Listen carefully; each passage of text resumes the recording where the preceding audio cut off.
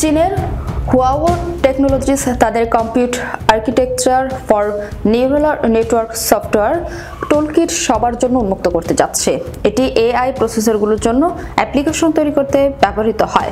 মূলত যুক্তরাষ্ট্র ভিত্তিক প্রতিষ্ঠান এনভিডিয়াকে শিক্ষা দিতেই তারা এমন যুগান্তকারী পদক্ষেপ নিয়েছে বলে ধারণা করা হচ্ছে।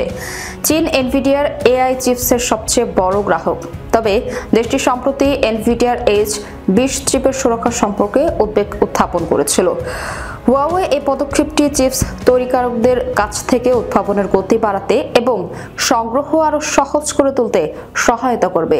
হুয়াওয়ে রোটেটিং চেয়ারম্যান এরিক জু জিঝুন মঙ্গলবার বেইজিংয়ে কোম্পানির সম্মেলনে বলেছেন, সংস্থার এক বিবৃতিতে বলা হয়েছে, হুয়াওয়ে ইতিমধ্যে চীনের শীর্ষস্থানীয় কৃত্রিম বুদ্ধিমত্তা ভিত্তিক প্রতিষ্ঠান, ব্যবসায়িক অংশীদার, বিশ্ববিদ্যালয় এবং গবেষণা প্রতিষ্ঠানগুলির সাথে আলোচনা করেছে। যদিও বিবৃতিতে এনভিডিয়ার মালিকানাধীন কম্পিউট ইউনিফাইড ডিভাইস আর্কিটেকচার টুলকিটের কথা উল্লেখ করা হয়নি। হুয়াওয়ের সর্বশেষ এই পদক্ষেপ চীনের প্রযুক্তি স্বনির্ভরতার ক্ষেত্রে একটি গুরুত্বপূর্ণ ভূমিকা রাখতে পারে। এর মাধ্যমে তারা একটি বিকল্প প্ল্যাটফর্ম তৈরি করে, যার মাধ্যমে বিকাশকারীর দেশীয় এআই চিপগুলিতে অ্যাপ্লিকেশন তৈরি করতে ব্যবহার করতে পারে।